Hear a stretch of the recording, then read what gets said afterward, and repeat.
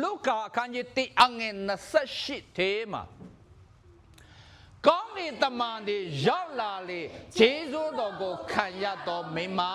တိတ်အားမင်္ဂလာဖြစ်စေတည်းဖျားခင်ကောင်းကင်တမန်ဂါဗျေလကမာရိစီလာလားလာပါဘူးဂျေဇုတော်ခံရတော်မိမလို့ပြောလားအဲ့လိုပြောတဲ့ထဲမှာတို့ရဲ့ဖန်ဆင်းကမြေကြီးပေါ်မှာရွှေတွေငွေတွေကားအကောင်းစားတွေအင်းအကောင်းစားတွေအဝတ်စားအကောင်းစားတွေစားစရာအကောင်းစားတခုမှမအဲ့ဒါဖန်ဆင်းကအဲ့ဒါကပြည့်စည်သွားနိုင်တဲ့ရာဖယားခင်တို့ရဲ့ကောင်းကင်တမန်ဂါဗျေလကမာရိကိုဂျေဇုတော်ခံရတော်မိမဆိုတာကဘယ်တော့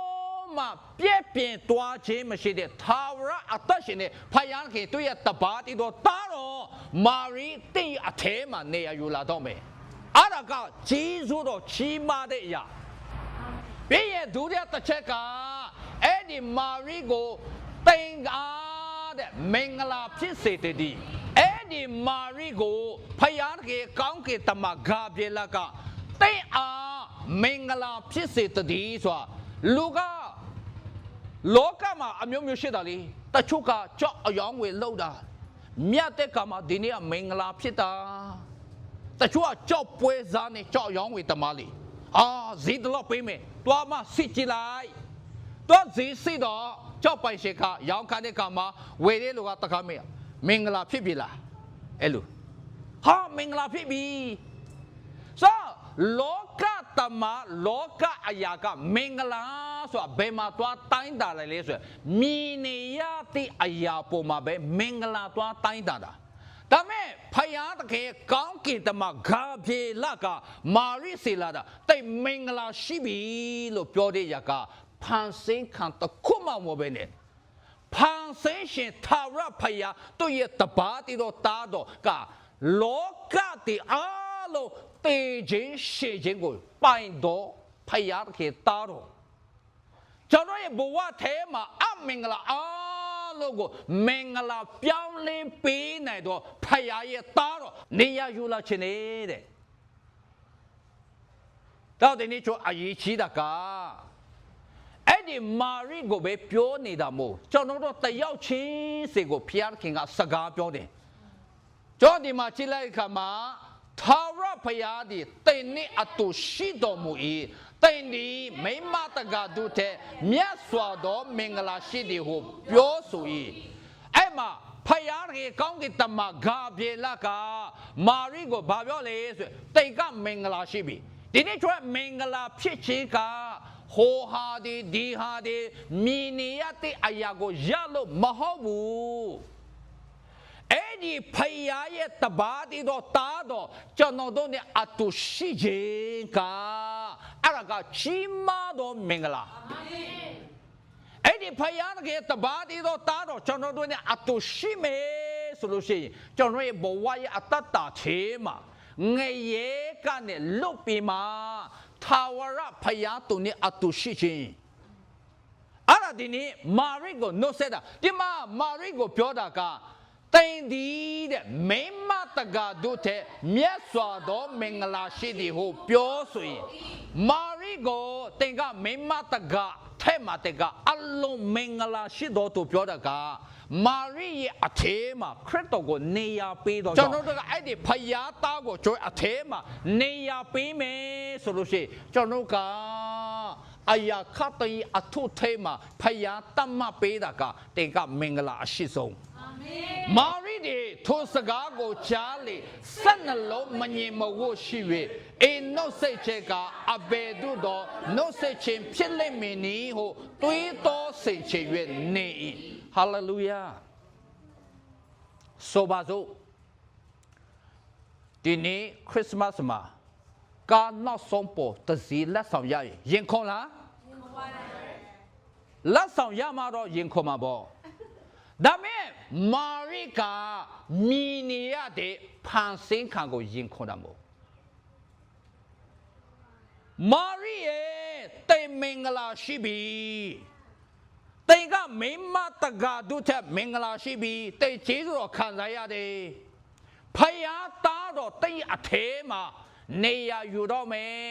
တိမ်တဘောတူလား အဲ့ဒီစကားကိုမာရိကြားသွားတဲ့ကရွတ်တရက်သူကစိတ်လှုပ်ရှားလာတယ်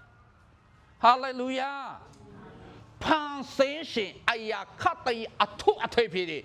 တေခြင်းရှင်ခြင်းကိုဖြစ်စေနိုင်သောဖယားသားငရဲကနဲ့လွတ်စေနိုင်သောဖယားသားကိုသူ့ရဲ့အထဲမှာနေရယူတော့မာရိစိတ်လှုပ်ရှားလာတယ်ဒီနေ့ကျွန်တော်အရောက်စေတဲ့ကဒီဖယားစကားကိုကျွန်တော်အတ္တတကယ်ကြားတဲ့ကမှာစိတ်လှုပ်ရှားတတ်တော့အတ္တဖြစ်ဖို့ဖျားရှိကောင်းချီးပေးပါစေအာမင်အဲ့ဒီဖယားစကားကိုရင်ခုန်တော့သူရဲ့အတ္တထဲမှာကထာဝရကာလတိဖျားခင်ချီးမြှောက်မှာဖြစ်ပါတယ်ဟာလေလုယာဖျားစကားထဲမှာရင်ခုန်ရအောင်လို့ပြောရအောင်ဖျားစကားထဲမှာရင်ခုန်ရအောင်အာမင်အခန်းငယ်30တစ်ချက်ပြန်ထုတ်ပြစေမှာကောင်းကင်တမန်ကလည်းမာရိကြောင်းရုံခြင်းမရှိနဲ့တိုင်ဒီဖယားကြီးရှစ်တော်၌မျက်နာရပြီမာရိကိုကောင်းကင်တမန်ကပြေလာတာလေတဲ့ရဲ့အထဲမှာဖယားသားတော်ယေရှုခရစ်တော်ကိုလာဆောင်ပါနော်မာရိလည်းလူပဲလေအသွေးသားနေစဉ်းစားခြင်းဟာလာဆဆစစ်စထားတယ်ယူဒါလျာကိုဖြစ်လေငါရဲ့ကိုယောတာဟာလာငါကိုစွန့်တွန်းတော့မလားကြောက်မှာပေါ့ခရစ်တော်ကကျွန်တော်တို့အထဲမှာနေရာယူခြင်းနေရာပေးမလားလို့ပြောတဲ့အခါမှာမာရိလိုပဲကြောက်မှာပေါ့ငါခရစ်တော်လက်ခံလိုက်ရေငါရဲ့အပေါင်းအသင်းတငယ်ချင်းတွေငါရဲ့မေတ္တာစုဝင်တွေငါရဲ့လုပ်ဖို့ဆောင်ဖက်တွေငါရဲ့အခုလက်ရှိလုပ်ငန်းတွေဟာအဲ့ဒါတွေကငါ့ကိုတော့အမျိုးပြောကြတော့မလားဆိုမှကြောက်ရွံ့စိတ်ရှိလာမှာပဲဒါပေမဲ့ဖယားတခါတည်းပဲအဲ့ဒီဖယားသားတော်ကိုတိတ်အထဲမှာရချင်းကားတဲ့တိတ်ကားတဲ့လူရှိမှမျက်နှာရမှာမဟုတ်ဘယ်ရှိမှလဲဆိုဖယားရှိမှခင်ကထာဝရတည်တဲ့ဖယားလေလူကတော့နေမင်းညပြောတယ်နေတော့အခုမြခုလေပြောသွားတတ်တယ်အဲ့ဒီလူရှိမှတိတ်မျက်နှာရရကသူပြောသွားရင်ဘယ်လိုလုပ်မလဲဖယားရှိမှမျက်နှာရတာကထာဝရအာမင်ဒါ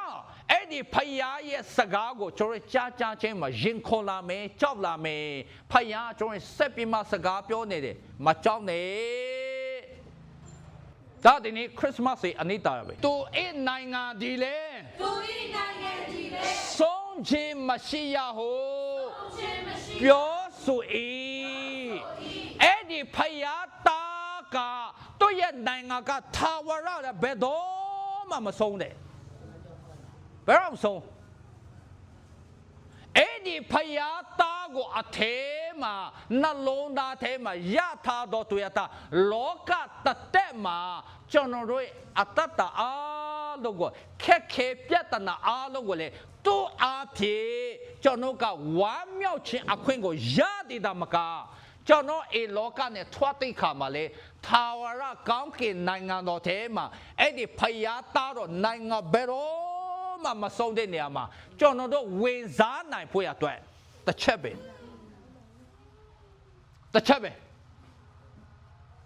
ဝင်စားခြင်းလားဝင်စားခြင်းပါတယ်ထာဝရမင်္ဂလာရှိခြင်းလားရှိခြင်းပါတယ်အဲ့ဒီထာဝရမင်္ဂလာရှိတဲ့ဘယ်တော့မှမဆုံးနိုင်တဲ့ဖယားရဲ့နိုင်ငံတော်ထဲမှာကျွန်တော်နေခြင်းလားနေခြင်းပါတယ်နေခြင်းရဲ့တစ်ခုပဲမှ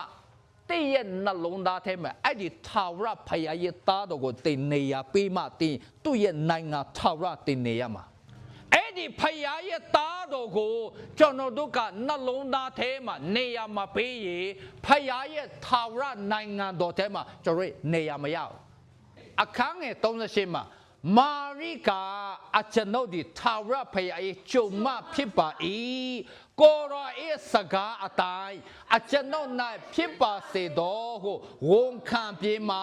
ကောင်းကင်တမန်ဒီမာရိထာမတွားလေ၏မာရိတခါလေးဆုံးဖြတ်ချက်ချတာ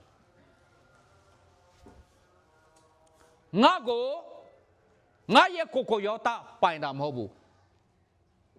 ငါကိုယောတာငါကိုဖန်ဆင်းတာမဟုတ်ငါကိုအဲ့လိုမင်္ဂလာဖြစ်စေနာတာငါကိုယောတာလုံးဝမဟုတ် ငါကိုဖန်ဆင်းတဲ့ငါကိုမင်္ဂလာဖြစ်စေတဲ့ငါကိုပိုင်တာထာဝရဖခင်ပဲကိုရောလက်တော်မှာကျမရဲ့ခန္ဓာစိတ်ဝိညာဉ်အတ္တအားလုံးကိုရောအတော်မယ်မာရိတခါတည်းဝန်ခံလိုက်တာငါပြတ်သားစွာဆုံးဖြတ်မယ်ဖခင်ကိုရောကတမီးကိုတားကိုဖန်ဆင်းတော်အရှင်ပိုင်တော်အရှင်ဒါဒီနေ့ကျွန်တော်ကပြတ်သားစွာဒီနေ့ကျွန်တော်ဆုံးဖြတ်ရမှာမာရိလိုဝန်ခံရမှာမာရိအဲ့လိုဝန်ခံလာဒီတီဖခင်ရဲ့ကောင်းကင်တမန်ကစောက်ပေးနေတယ်မာရိဝန်မခံမချင်းကောင်းကင်တမန်ကသူ့စီကနေမထွက်ဘူးဖခင်စီမတော်ဒီနေ့ကျွန်တော်တရားချင်းကိုနှလုံးသားကနေဖခင်ကိုအဲ့လိုဝန်ခံတဲ့အချင်းပေးနေတယ်အဲ့ဒီဖယားကျွန်တော်ကိုတနာပြမထာဝရငရဲကိုမတွားစေချင်လို့ကျွန်တော်ကိုအဲ့လိုစောင့်ပေးနေတယ်ကျွန်တော်ကိုအဲ့လိုတီးခံပေးနေတယ်ဒီနေ့ဒီချင်းတိပဲကိုတော့ပဲထာဝရတာတမေကျွေးစိဝိညာဉ်ကိုငရဲကိုမကြစေပဲကိုတော့နိုင်ငံတော်ထဲမှာထာဝရအမခံချပေးတာကလောကမှာလေကိုတော့အမခံပေးတယ်လို့နှလုံးသားကဆုံးဖြတ်ချက်ချပြမှာစိဝိညာဉ်တဲ့ခရစ်တော်ကိုနေရာပေးတော်သူအတ္တထဲမှာပဲထာဝရမင်္ဂလာရှိတော်သူဖြစ်မယ်